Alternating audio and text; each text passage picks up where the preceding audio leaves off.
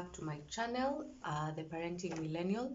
My name is Sharon Kungu, and this is a channel where we discuss, or a platform where we discuss anything and everything parenting and how we can better ourselves as parents. So before we start on today's channel, I don't know what has been going on in your lives.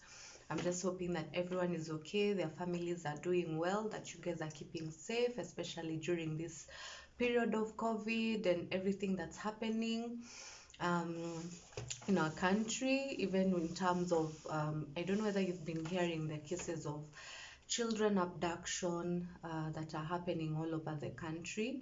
I pray that you can be, aware. Please keep in touch with the news and make sure you keep your children safe, especially as we approach the holiday season, which is coming in July. Also, there's an outbreak of measles, by the way. So those who have children under the age of 5, it is important to have your kids vaccinated so that you can give them the maximum protection against measles, those who have kids under 5. Yeah, so I don't know how you guys have been doing. Personally, it's been a tough 2 weeks, but with God, everything is possible. That's my motto for the past 2 weeks. But yeah, I've been doing okay. And today we are going to discuss a very interesting topic.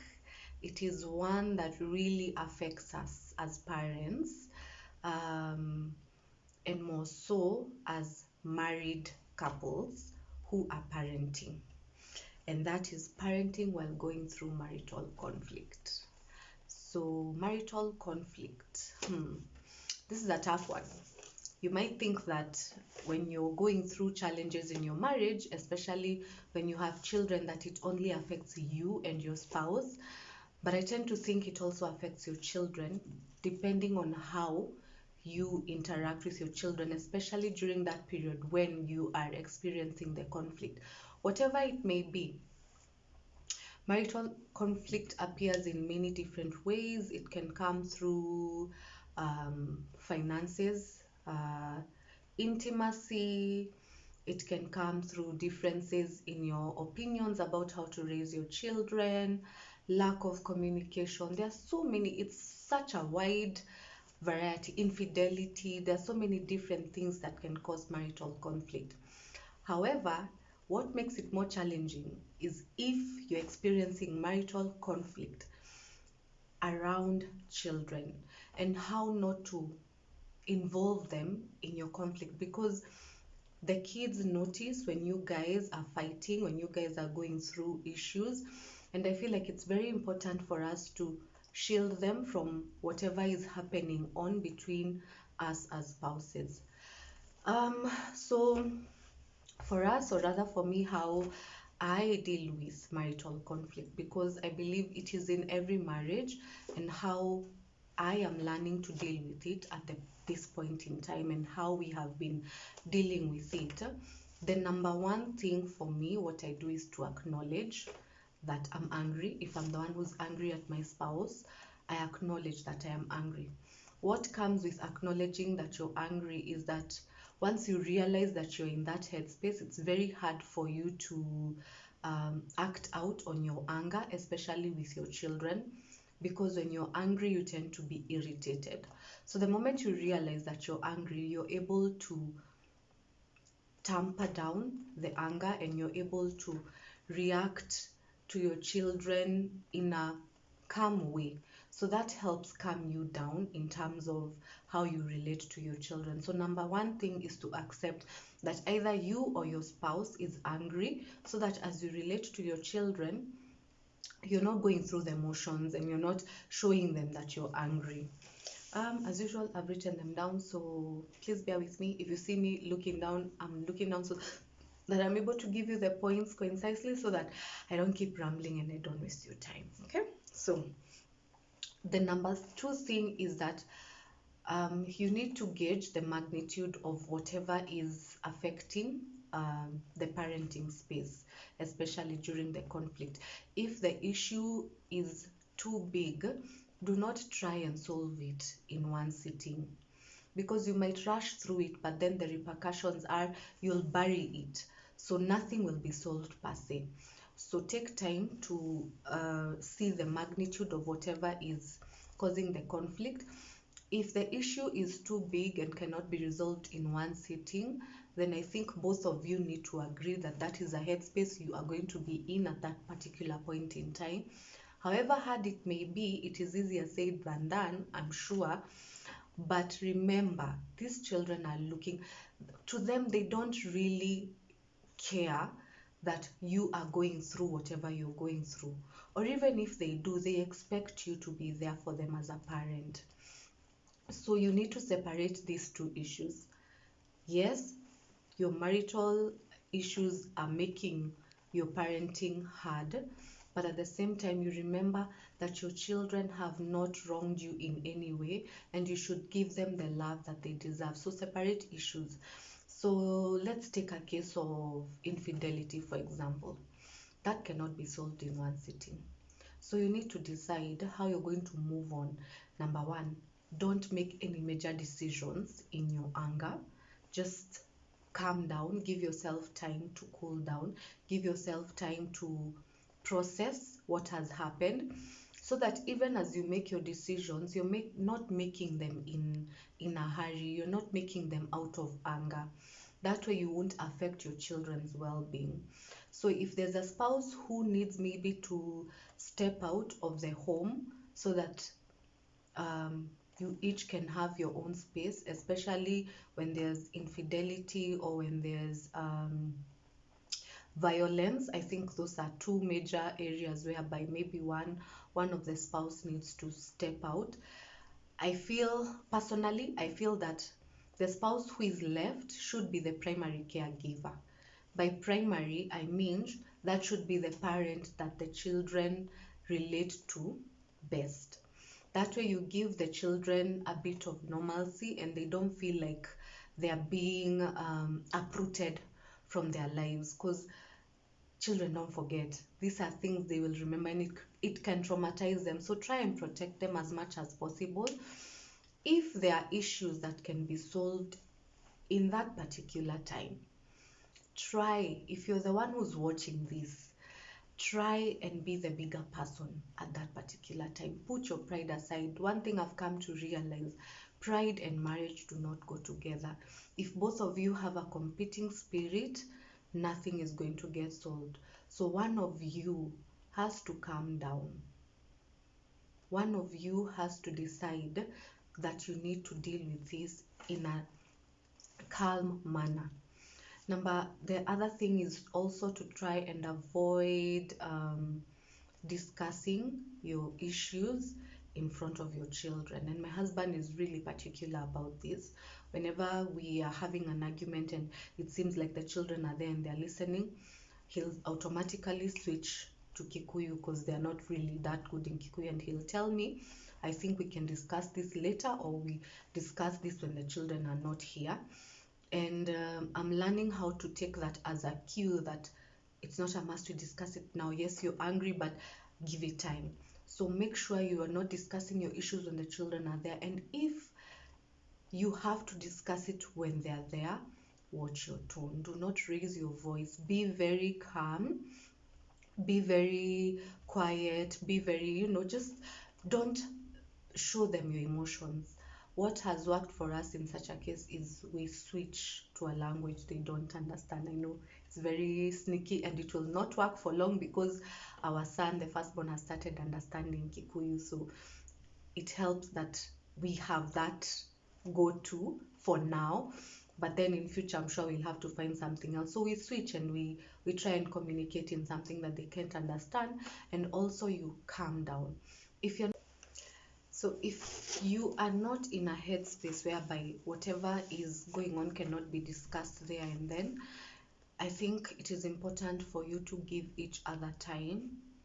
Still in the same house, if that's possible, give each other time to just process whatever is going on. And it might be hard, but personally, what I've learned is when my husband tells me I'm not in a position to discuss this at the moment, respect that. I know these are very hard things to, um, it is, like I said, it is easier said than done, but I think it comes with practice. Remember, this is in a situation whereby you have little people who are looking up to you and everything you do. Of course, I'm not saying you'll pretend or anything. I'm just saying that you temper down your emotions so that it doesn't affect them in any way. I've realized in instances whereby we have been, let's say, in an argument or discussing something, and one of us raises their tones, mostly me, one of us raises their voice or something, the children will tend to like freeze if they're there, and they don't like experiencing seeing the people they look up to most, you're their role model. So the moment they see you in distress, they don't know how to react. It puts them in a situation of panic. So it's something we should avoid, especially having confrontations in front of the children. I think the other thing that is important is that we should be extra cautious about our feelings, words, and moods. Um, I think in this case, sometimes it's where you fake it till you make it, especially when the children are around. And avoid, this I think is one of the big ones. Avoid representing your spouse in bad light in front of the children. Do not speak badly or ill about your spouse in front of the children. I cannot stress that enough. Do not speak ill about your spouse in front of the children. Always protect your spouse in front of the children, because as much as they look up to both of you. Each one of you gives them a different kind of feeling, and the moment you portray the other person as being something else that these children do not know, they get confused and they don't know what to think. So always protect your spouse around your children. Remember, when all is said and done, when these little people are all grown up and they've left, you and your spouse are the ones who are going to be left in this house, in that space. So you need to protect each other, not only from the children, but also from everyone else. I think the other um, thing I would say is that remember that these children, as much as they are little people, they experience big feelings. So the more they see you expressing your big feelings, the more they will get confused. And that is why you see children who witness violence, who witness abuse, are normally very, they do a lot of rough play in school. They use a lot of bad language. Some are withdrawn. Some are unable to express themselves. Some don't like noise, like you might find a child is very um, scared in loud environments because maybe that is what they are used to seeing at home, and it really puts them off balance. They don't know how to act. So whenever we are going through marital issues, which is normal and every marriage goes through it, we need to make sure that we remember that they are little people who are living with us and we need to protect them. I think for me that is the most important thing, and to remember that these children are learning from us. They are looking at how we are acting. They catch our behavior, and that is what they use, and that is what they will take into their marriages. So even as you're parenting, as a married couple, remember that you are a role model to your children. They are looking at you, the way you're treating your wife, the way you're treating your husband, and that is what they are going to take with them into their own marriages. You are not only raising children, you are raising future parents, you are raising future spouses. I think for me that is the most important thing. Yes, we fail. Sometimes you might find that it's too much and you've gone overboard. But there's always a way to recover and to make sure that your children understand that maybe whatever happened was not your intention. Try and explain to them and shelter them. I feel like they're really young, and we are the only people, or we are the only source of information and source of affirmation that these children have. So we need to expose them to the world in bits, not all at once. And this is one way to do it: shielding your children from you and your spouse when you're having issues in your marriage. Okay? And it is normal to want to feel like you want to withdraw into your own space whenever you are having issues, and you're allowed. If you're not in the headspace to parent, when you're going through marital issues, look for a friend who can, or a family member. Take a weekend off. If you can leave the kids with your parents or with your sister or brother or in-laws, someone responsible to take care of them, just take a weekend off, go unwind. Um, you can go for a walk, you can go for a bike ride, a drive. Just make sure you clear your head so that when you're parenting, nothing is affecting the way you're treating the children. That's why you'll find that there have been so many stories of people hurting their children when they are going through marital issues, because they don't know how to experience the ups and downs of marriage without involving their children. These kids have not done anything, to deserve to be treated in a way that suggests they are not loved. And the moment they experience the discomfort that comes with marital conflict, that is the feeling that they get. They get to feel like they are not loved. They get to feel like their space is being intruded into. So let us try and protect them as much as possible. I'd like you guys to continue subscribing. Please share the videos, and I thank you so much for your support. It's not easy, to be very honest with you, to just come and share with you. Sometimes you feel like, is what I'm saying relevant? Is it going to help someone? But even if there's one person who's out there and is listening and is thinking, this is what I'm going through, I'm reaching out to you. We can do this. You can parent and be a good parent. You can work through your marriage if you're having any issues. It is possible. It is possible to do all these things as long as you don't give up. So we can do this. Okay? Thank you for listening. Once again, subscribe to the Parenting Millennial, both on Instagram and YouTube. And I'm looking forward to hearing from you, your comments, your suggestions in terms of topics you would like us to go through. If you have a burning issue that you'd like us to discuss, let's just interact with each other, because we are learning from each other. I have learned so much from you guys.